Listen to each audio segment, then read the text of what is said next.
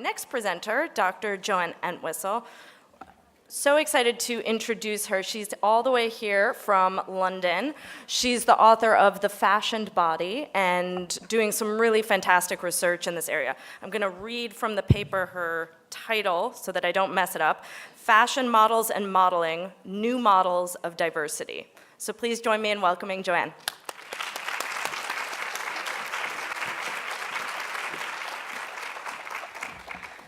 Hello, everyone. Thank you for inviting me to speak. I'm absolutely delighted to be here presenting on aspects of diversity in fashion. And the title was a little bit muddled, so I kind of changed it at the last minute. So we only have one model in the title now. So yeah, thanks. It's brilliant to be here to talk about diversity in fashion and participate in this really marvelous exhibition.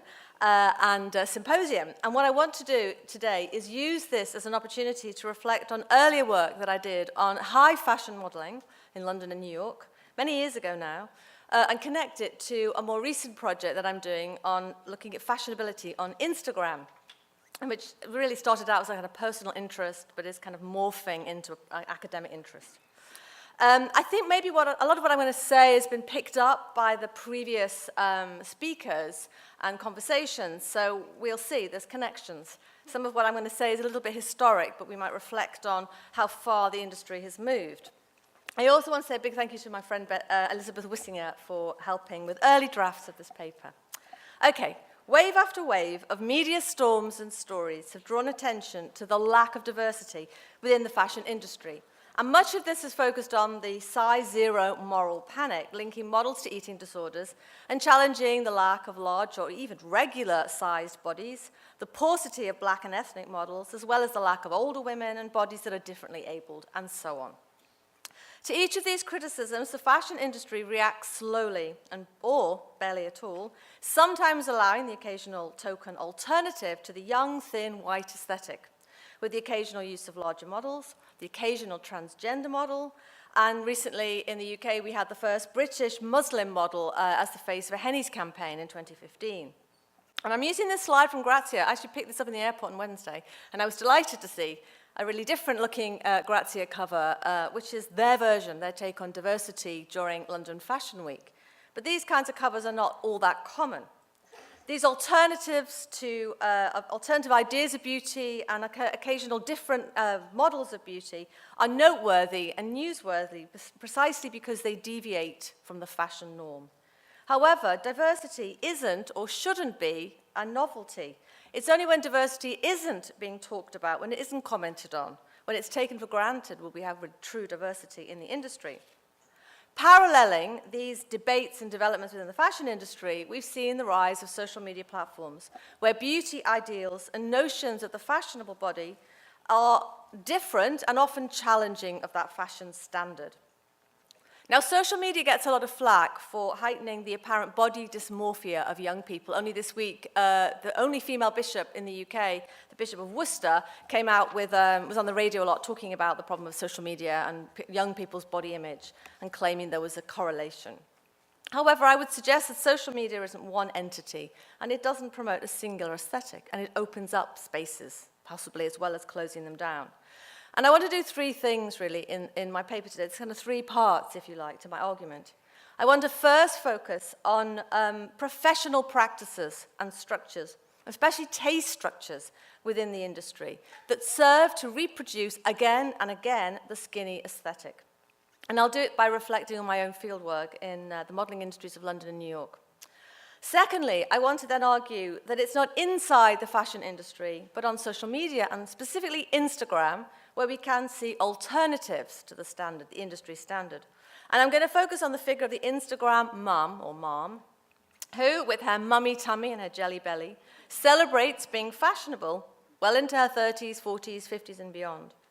However, I will conclude, the kind of third part, I'll raise some questions about this, and ask whether or not the new aesthetics on Instagram are themselves forming into industry standard repertoires or stabilizing into an aesthetic that can be co-opted and monetarized by the fashion industry, who are now appropriating Instagram mom, and she is a new kind of model. I'll show you some examples at the end, and they're using them in their campaigns and advertising. So beginning then in the industry, inside the industry. The skinny model aesthetic, what do? I go on like that. As I'm sure you know, is encapsulated in the size zero model debate through successive waves or moral panics since the early noughties. Initially sparked by the backlash against the super waif and the heroin chic of the 90s. Kate Moss was the kind of, the poster girl for this, or by no means the skinniest. And it's most spectacularly prompted by the death of two Uruguayan models in 2006, that was later followed by the death of Brazilian model Ana Carolina Reston. These deaths sparked a wave of international condemnation, triggering legal responses in Italy, Spain, then Italy, and very recently in France. For Spain and Italy, this focused around hiring models with a BMI of 18 or above, though France has not set a figure on that yet. The response in the UK and the US has been more muted, hasn't resulted in legalizing any kind of formal standard. To understand this further, we can go back further in time to an earlier panic in 2000, which in the UK was triggered when the British Medical Association, or BMA, came out with a report on the rise of eating disorders and linked it directly to skinny models. They put the blame right at the door of the fashion industry for the rise of eating disorders. This was followed later that year by the then Blair Labour government, who held a body image summit chaired by the then Women's Minister Tessa Jowell, and that brought together industry bosses from fashion model agencies and teen magazines. And both the BMA and the Labour government of the time called upon the industry to change its aesthetic, to, quote, begin to challenge some of the assumptions that the only way to be beautiful is to be thin. Now, I happened to be doing my fieldwork at the time of these debates, at the time of the BMA report and the government summit, and I could capture how my informants, my model agents, were responding to this debate, and they were twitchy. They were very twitchy at the time. I arrived for an interview one day with the director of a boutique agency in London, just as she was wrapping up a conversation with the then editor of a major UK fashion magazine, all of whom will remain nameless. She summarized their discussion for me, and it focused around the many problems. At that time, there was a lot of talk in the UK about legislating around BMI, and she summarized their concerns about this. Firstly, she said, a BMI is clumsy. It would be clumsy. How would it be policed? It would be arbitrary. Why a BMI and why 18? And she also said it would be body shaming. It would require weigh-ins, and it would also mean girls who are perfectly healthy but below the BMI would be excluded. So they had a lot of problems, and they advocated for self-regulation, using girls who are, quote, look healthy. Now, there isn't time to discuss all the merits of formal legal regulation versus industry self-regulation in great depth here, and I'm in favor of anything, be it legislation, that offers better safeguarding for young models. However, I would suggest that legislation can't hope to attend to the deep-seated professional practices, organizational structures, and importantly, taste structures and aesthetics, sensibilities, that powerfully shape the skinny model aesthetic. Legislation kind of acts as a technical sticking plaster that fails to confront a much bigger and more complex issue, which are the cultural norms, values, and aesthetic tastes within the industry itself. Now, much academic literature, my own included, has shed light on the inner workings of this insular world, the world of high fashion modeling, and how it reproduces a narrowly defined internal aesthetic. And I'm thinking of the work of Ashley Mears on the New York, London, and Japan markets, and also Elizabeth Wissinger's work on the New York modeling scene. Between them, model agents, photographers, and editors define and circulate a high fashion aesthetic, described variously by agents as, quote, peculiar, quote, weird, and especially, quote, edgy. Their words, not mine.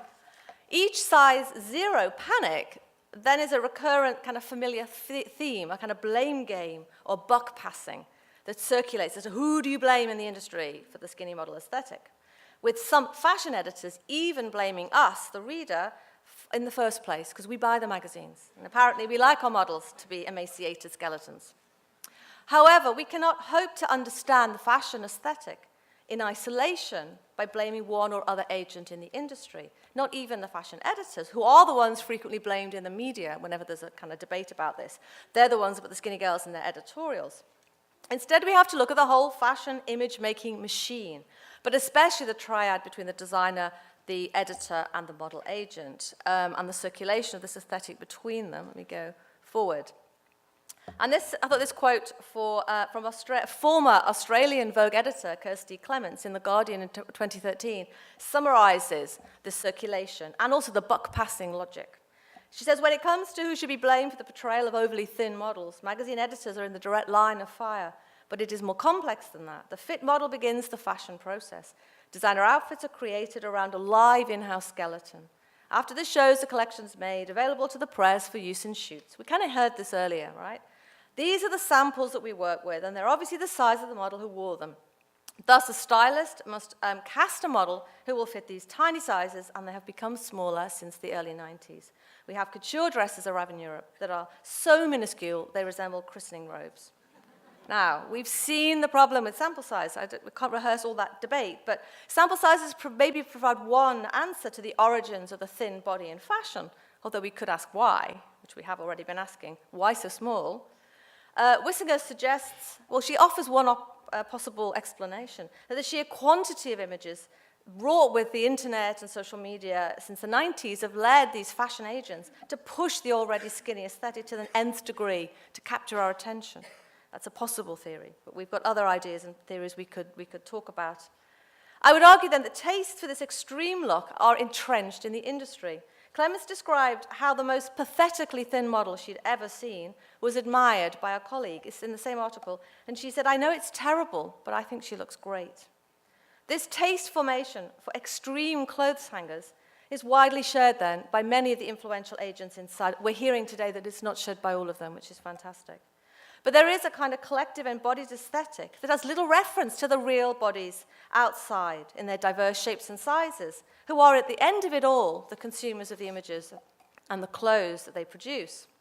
It was interesting as well, I don't know if you saw the Cuts article, I think just last week by Lindsay Peoples, who argued that the same kind of aesthetic profile of the Fashion Insider is circulating in the street style photography around Fashion Week. And that narrowly focuses on the skinny white young woman. Not surprising, really, when you consider they're part of the same image-making machinery. They are wearing sample-sized clothes given to them by designers, so not their own wardrobe. They're shot by photographers who are hoping to capture images that the editors want in their magazine, and the editors are putting them in because they think that's what we want to see. So there's kind of book passing, so it goes on. I do have, just an aside, when I was also following my model's work, I did some work with fashion buyers, and there I did actually see some concern with real physical bodies, right? Not some kind of abstract skeletal kind of image. Fashion buyers do know the buck stops with the consumer, but I haven't really got time to go down that avenue with you, but it's something to think about. There are agents who maybe think a little bit more about who is buying the clothes and want to and have a concern for those women. What this shows then is that the problem of formal legal regulation by governments or self-regulation within the industry confronts this problem. It's a world unto itself. It holds deeply felt embodied tastes, or fashion habitus, to use the term from French sociologist Pierre Bourdieu. And it's a concept that really refers to subconscious aesthetic predispositions and tastes. And they are remarkably resistant to change precisely because they are subconscious. They're not kind of consciously rendered. And I thought this was an interesting quote as well. Fashion editors do remain quite wedded to the skinny aesthetic. Amidst all the criticism of Vogue at the time when she was the editor, Alexandra Schulman noted, "All we're doing is showing images of women we regard as interesting or beautiful or fashionable. We're not saying you actually have to look like this." I thought that was quite interesting. The we regard is my emphasis there. It's what they regard. Fashion diversity, then, I would suggest, isn't happening inside fashion. To see it, we have to step outside the organizational and taste structures, outside of the sample size in the studio, outside and off the runway, and in the Vogue editorials, and go somewhere else. Instagram provides an interesting space to explore difference and diversity. It's a social media platform, as we know, that's all things to all people. It provides a space for sharing fashionable style for anyone with a smartphone who can upload their lifestyle choices. And I am following the Instagram mum, but I thought I'd just show you other kinds of communities who are posting their outfits and sharing their style. If you put a hashtag, in the UK we call it black style, black fashion. So we hashtag this, you get all kinds of incredible images of very stylish young black women all across the world, and some of these I'm following now. Of course, the algorithm sends you on, so you keep finding more and more of them. You can, oops, where did I go? You can also find other communities, differently able bodies sharing their fashion style as well online. And I'm interested, the image at the end, Samantha Bullock, this is an image from London Fashion Week last week on the runway for Peter Wiss. So, you know, this is happening right now, and some of this is reaching the fashion industry. But you go on Instagram and you can find tons of images of people who are differently embodied, sharing and enjoying fashion. We can also see, whoops, fashion for older women, right? I'm an older woman too, so I want to see this. I follow some of these people too. That's not my age. It's kind of a soft campaign kind of place to go for fashion for older women. She is a fashion editor, but posts a lot around older style and clearly doesn't want to see age as somehow limiting her fashion style. So all of these places we could look at as alternatives to the industry standard. The example I've chosen, however, is the Instagram mum, as a hybrid spin-off of the mummy blogger and the fashion blogger. And I'm suggesting she's a paradigmatic case study. We could have looked at the others, but we can look at her. I'm interested in ordinary Instagram mums who upload images of themselves every day and show pictures of their kids and their house and blur the content between fashion and lifestyle. They create their own, they're their own fashion editors. They're creating their own content. They're sometimes described as micro-influencers, with followers in the thousands, not the hundreds. So Fashion Mum of 40, I don't remember what her number is at the moment, but Sally here has just got 1,600 followers. So I'm not looking at celebrities with millions of followers specifically. I'm looking at quite ordinary mums, really, with some exceptions I'll come to in a moment. They share their style outside of the kind of constraints of the fashion world. They show their everyday style, their, quote, outfit of the day, their, quote, outfit from above, and their flat lay, and that's the flat lay of Fashion Mum of 40. I think that's the one she's wearing in that shot. What's interesting to me is that they also tend to celebrate and show the body beneath the clothes, which is regular sized, UK 10, 12, 14, 16, and I'm sure there are whole communities of larger Instagram mums also sharing and swapping information about where to buy clothes. The sheer number of followers across all of them, I think, challenges the industry claim that women like to see their fashion on aspirational skinny models. The appeal of the Instagram mom is keeping it real, showcasing fashion for real bodies, not sample size. One specific form of address that many of them have is "this is me," warts and all. It's kind of quite a common address. Many of them feature overt posts that challenge the industry standard and the beauty industries as well for their oppressive body beautiful. And one particular mum I've been following for about 3 years now is Style Me Sunday. And she makes a very particular point, a play of not just sharing her fashion style every day, and she's got an amazing style, but also showing images of her body and challenging and calling out the beauty in the fashion industries and celebrating her curves, her wide hips, her breasts, everything. So she's kind of celebrates this. And she even says, I think it might even be in this middle quote on that full post, she says, "I started posting 6 years ago because I want to, quote, normalize cellulite and stretch marks, different body types and different abilities." She's also posting a lot on her hair loss as well. Her campaign under the hashtag Warrior Woman Project was partnered with Dove, and she does some work with Dove, the kind of real women campaign, is an ongoing space to share images, alternative images of women with kind of regular bodies, really, and has so far garnered over 4,000 posts, you can see at the top there. The appeal, of course, is that they're speaking quite directly to consumers. And so they're working a bit like fashion bloggers, but I'll come to that in a moment. We can look to fashion blogging scholarship as a way of considering the appeal of the Instagram mum. Their promotion of real bodies shares a concern with authenticity. The fashion magazines and fashion blogging researchers, people like Brooke Duffy and Agnes Rockamora and Rosie Finlay, if you're doing scholarship in this area, you'll know those names, has indicated is the hallmark of the original fashion blogger, at least in the early days when bloggers were seen to be amateurs or semi-professional and made great play to occupy a critical space outside of the industry.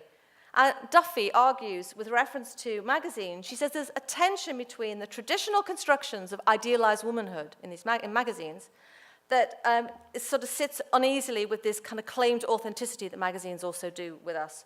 And I think the same tension is apparent on Instagram. You can find really glossy images, airbrushed, beautiful images, but you also can find images like this. So there's a kind of tension there going on. Just as fashion blogging has become a stabilized professional identity within the industry, so too we now find Instagram mums crossing over the border into fashion. They are the new frontier of prosumption. As Instagram mums move product, they've been appropriated by the industry. Even micro-influencers are now harnessed by brands who seek to broker their incredible appeal and their direct appeal to consumers, co-opting them for editorial shoots and campaigns to promote products. And I've been following a lot of these Instagram moms, and some of them have become famous since they had a few thousand followers. And there is a kind of beginnings of quite glamorous images. So this is Clemmy Hooper, and she has the handle Mother of Daughters. She's the mother of 4 daughters. She's a part-time midwife, and I've been following her for about 3 years. She had like 10,000 followers, and she's now got 400,000, over 400, and her husband has double that. She is shown here modeling for Bowden. Whoops, I think I have to go here. Have a look at Clemmy. Is he going to play?